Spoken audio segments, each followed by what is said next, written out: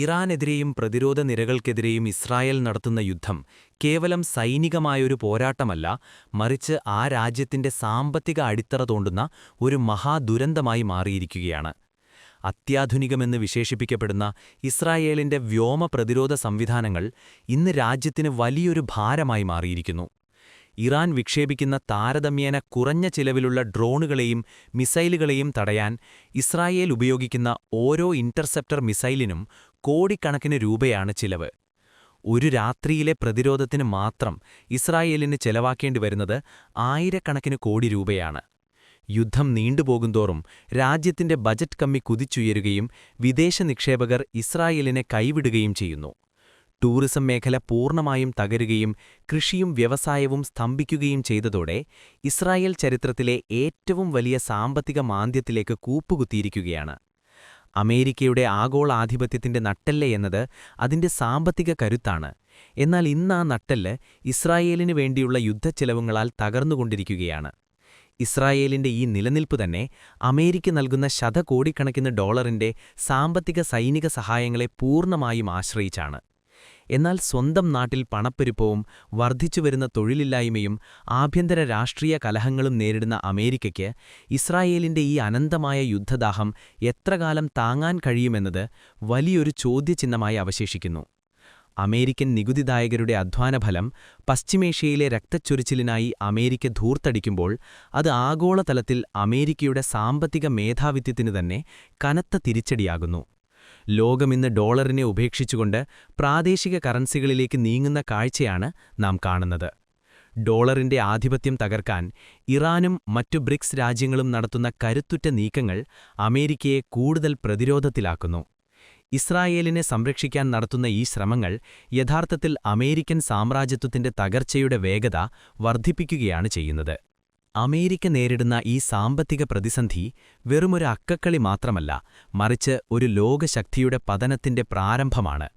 Israel പ്രതിരോധത്തിനായി അയക്കുന്ന ഓരോ മിസൈലും അമേരിക്കൻ നികുതിപ്പണമാണ് കത്തിച്ചു കളയുന്നത്.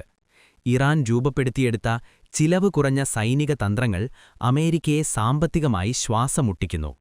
കേവലം ഏതാനും $1000 മാത്രം വിലയുള്ള ഇറാനിയൻ ഡ്രോണുകളെ തകർക്കാൻ ലക്ഷക്കണക്കിന് ഡോളർ വിലയുള്ള പേട്രിയറ്റ് മിസൈലുകൾ അമേരിക്ക ഇസ്രായേലിന് നൽകേണ്ടിവരുന്നു. ഈ അശാസ്ത്രീയമായ സാമ്പത്തിക നീക്കങ്ങൾ അമേരിക്കയുടെ ആഭ്യന്തര കടം റെക്കോർഡ് നിലയിലേക്ക് എത്തിച്ചിരിക്കുകയാണ്. തന്റെ പിതാവിനെ കൊലപ്പെടുത്തിയവർക്കെതിരെ പ്രതികാരം ചെയ്യുമെന്ന് പ്രഖ്യാപിച്ച മുജ്തബ ഖമേനിയുടെ വാക്കുകൾ അമേരിക്കൻ ഭരണകൂടത്തെ ഭയപ്പെടുത്തുന്നത് അതുകൊണ്ടാണ്. സൈനികമായ പോരാട്ടത്തേക്കാൾ ഉപരിയായി അമേരിക്കയെ സാമ്പത്തികമായി തകർക്കുക എന്ന ഇറാന്റെ തന്ത്രം ലക്ഷ്യം കാണുന്നുവെന്നാണ് പശ്ചിമേഷ്യയിലെ നിലവിലെ സാഹചര്യങ്ങൾ വ്യക്തമാക്കുന്നത്. ഒടുവിൽ തകർന്നു വീഴുന്ന സമ്പദ്വ്യവസ്ഥയും ഒറ്റപ്പെട്ട രാഷ്ട്രീയ നിലപാടുകളും അമേരിക്കയെ ലോകഭൂപടത്തിൽ ഒരു അപ്രസക്ത ശക്തിയായി മാറ്റുമെന്ന കാര്യത്തിൽ സംശയമില്ല. ഇറാനും അവരുടെ സഖ്യശക്തികളായ ആക്സിസ് ഓഫ് റെസിസ്റ്റൻസും ചേർന്ന് ഇസ്രായേലിനെതിരെ രൂപപ്പെടുത്തിയെടുത്തിരിക്കുന്ന സാമ്പത്തിക ക്ഷയയുദ്ധം സൈനിക ചരിത്രത്തിൽ തന്നെ ഏറ്റവും മാരകമായൊന്നായി മാറിക്കഴിഞ്ഞു. നേരിട്ടുള്ള ഒരു വൻകിട യുദ്ധത്തേക്കാൾ ഉപരിയായി ഇസ്രായേലിനെ നിരന്തരം സൈനിക ജാഗ്രതയിൽ നിർത്തുക വഴി അവരുടെ ദേശീയ ഖജനാവ് ശൂന്യമാക്കുക എന്ന തന്ത്രമാണ് ഇവിടെ നടപ്പിലാക്കുന്നത്. അത്യാധുനികമെന്ന് വിശേഷിപ്പിക്കപ്പെടുന്ന ഇസ്രായേലിന്റെ അയൺ ഡോം, ആരോ തുടങ്ങിയ മിസൈൽ പ്രതിരോധ സംവിധാനങ്ങൾ ഇന്ന് ആ രാജ്യത്തിന്റെ സമ്പദ്വ്യവസ്ഥയെ ശ്വാസമുട്ടിക്കുന്ന ഭാരമായി മാറിയിരിക്കുന്നു. കേവലം ഏതാനും $1000 മാത്രം വിലയുള്ള ഇറാനിയൻ ഡ്രോണുകളെയും മിസൈലുകളെയും തടയാൻ ലക്ഷക്കണക്കിന് ഡോളർ വിലയുള്ള ഇന്റർസെപ്റ്റർ മിസൈലുകൾ ഓരോ നിമിഷവും വിക്ഷേപിക്കേണ്ടി വരുന്നത് ഇസ്രായേലിന്റെ ബജറ്റ് കമ്മി റെക്കോർഡ് നിലയിലേക്ക് എത്തിച്ചിരിക്കുകയാണ്. ഇതിനു പുറമെ ഹോർമൂസ് കടലിടുക്കിലെ ഇറാനിയൻ നാവികസേനയുടെ തന്ത്രപരമായ ഇടപെടലുകൾ ആഗോള ഇന്ധന വിപണിയിൽ സൃഷ്ടിക്കുന്ന അനിശ്ചിതത്വം ഇസ്രായേലിന്റെയും അമേരിക്കയുടെയും സാമ്പത്തിക താൽപ്പര്യങ്ങളെ നേരിട്ട് മുറിവേൽപ്പിക്കുന്നു. ലോകത്തിലെ ഏറ്റവും വലിയ എണ്ണപ്പാതയുടെ നിയന്ത്രണം കൈക്കലാക്കുന്നതിലൂടെ വാഷിംഗ്ടണിലെയും ടെല്ലവീവിലെയും ഭരണാധികാരികളെ വിറപ്പിക്കാൻ ഇറാൻ നടത്തുന്ന ഈ നീക്കങ്ങൾക്ക് ആയുധങ്ങളെക്കാൾ കൂടുതൽ പ്രഹരശേഷിയുണ്ട് എന്നതാണ് വാസ്തവം.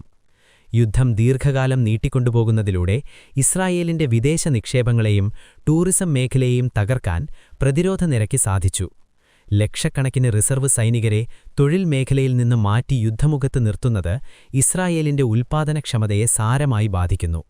അമേരിക്ക നൽകുന്ന ശതകോടിക്കണക്കിന് ഡോളറിന്റെ സഹായം പോലും ഈ ഭീമമായ കടം വീട്ടാൻ പര്യാപ്തമല്ല എന്നത് സാമ്രാജ്യത്വ ശക്തികളുടെ ആസന്നമായ വീഴ്ചയെയാണ് സൂചിപ്പിക്കുന്നത്. ഡോളറിനെതിരായുള്ള ഇറാന്റെ സാമ്പത്തിക തന്ത്രങ്ങൾ വിജയിക്കുന്നതോടെ അമേരിക്കൻ സാമ്രാജ്യത്വത്തിന്റെ തകർച്ചയുടെ വേഗത വർദ്ധിക്കുന്നു.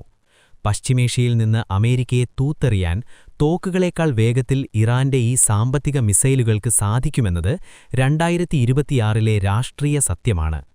ആയുധങ്ങൾ കൊണ്ട് നേടാനാവാത്ത വിജയം ഇസ്രായേലിനെ സാമ്പത്തികമായി പാപ്പരാക്കുന്നതിലൂടെ നേടിയെടുക്കാമെന്ന ഇറാന്റെ നിശ്ചയദാർഢ്യം വൈറ്റ് ഹൌസിനെ ഇരുത്തി ചിന്തിപ്പിക്കുന്നു.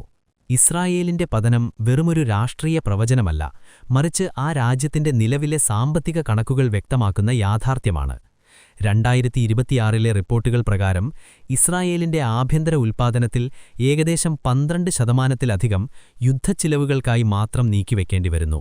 ഇത് രാജ്യത്തിന്റെ ബജറ്റ് കമ്മി റെക്കോർഡ് നിലയിലേക്കെത്തിച്ചിരിക്കുകയാണ്.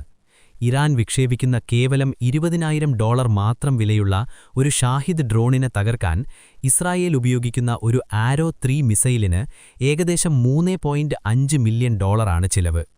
ഒരു രാത്രിയിലെ പ്രതിരോധത്തിന് മാത്രം ഇസ്രായേലിന് ചെലവാക്കേണ്ടി വരുന്നത് $1,500 മില്യൺ ഇതിനു പുറമെ വടക്കൻ ഇസ്രായേലിലെ കൃഷിയും ഹൈടെക് വ്യവസായവും സ്തംഭിച്ചതിലൂടെ പ്രതിമാസം ശതകോടിക്കണക്കിന് ഡോളറിന്റെ നഷ്ടമാണ് രാജ്യം നേരിടുന്നത്. വിദേശ നിക്ഷേപങ്ങളിലുണ്ടായ 60% ഇടിവും ടൂറിസം മേഖലയുടെ പൂർണ്ണമായ തകർച്ചയും ഇസ്രായേലിന്റെ സാമ്പത്തിക അടിത്തറ തോണ്ടിക്കഴിഞ്ഞു. അമേരിക്ക നൽകുന്ന സാമ്പത്തിക സഹായം പോലും ഈ ഭീമമായ കടം വീട്ടാൻ പര്യാപ്തമല്ല എന്നത് സാമ്രാജ്യത്വ ശക്തികളുടെ ആസന്നമായ വീഴ്ചയെയാണ് സൂചിപ്പിക്കുന്നത്. മിനാബിലെ ഷജരെ തയ്യേബ് സ്കൂളിലെ പിഞ്ചു കുരുന്നുകളെ ലക്ഷ്യം വെച്ച് നടത്തിയ ആസൂത്രിതമായ ആക്രമണം ഇസ്രായേലിന്റെ സൈനികമായ ക്രൂരതയെ മാത്രമല്ല, മറിച്ച് ആ രാജ്യത്തിന്റെ പൂർണ്ണമായ നൈതിക തകർച്ചയെയാണ് ലോകത്തിനു മുന്നിൽ തുറന്നുകാട്ടുന്നത്. അറിവിന്റെ വെളിച്ചം തേടിയെത്തിയ നിഷ്കളങ്കരായ വിദ്യാർത്ഥികളുടെ രക്തം വീഴ്ത്തിയതിലൂടെ തങ്ങളുടെ അന്ത്യം അടുത്തിരിക്കുന്നു എന്നതിന്റെ വ്യക്തമായ സൂചനയാണ് സയോണിസ്റ്റ് ഭരണകൂടം നൽകുന്നത്. കേവലം സൈനികമായ കരുത്തിനേക്കാൾ ഒരു ജനതയുടെ അചഞ്ചലമായ ഇച്ഛാശക്തിക്ക് മുന്നിൽ ലോകത്തേറ്റവും വലിയ സാമ്രാജ്യത്വ ശക്തികളും പരാജയപ്പെടുമെന്ന് ചരിത്രം ആവർത്തിച്ച് തെളിയിച്ചിട്ടുണ്ട്. ഇന്ന് ഇസ്രായേലിന്റെ ഖജനാവ് ശൂന്യമാകുമ്പോഴും അവരുടെ ഏക ആശ്രയമായ അമേരിക്കയുടെ സ്വാധീനം പശ്ചിമേഷ്യൻ മണ്ണിൽ നിന്ന് അതിവേഗം മാഞ്ഞുപോകുമ്പോഴും അവിടെ രൂപപ്പെടുന്നത് അടിച്ചമർപ്പപ്പെട്ടവരുടെ കരുത്തുറ്റ ഒരു പുതിയ ലോകക്രമമാണ്.